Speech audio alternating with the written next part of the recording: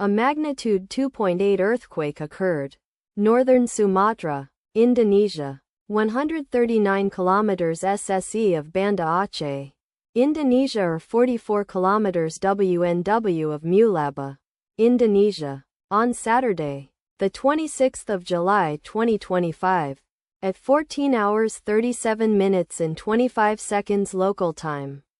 The quake had a depth of 10 kilometers and was not felt, or at least not reported so. Data source from EMSC. Did you feel it? Let us pray. May the earthquake that occurred not affect our brothers and sisters there. May the earthquake not happen again. And may God protect everyone. Amen.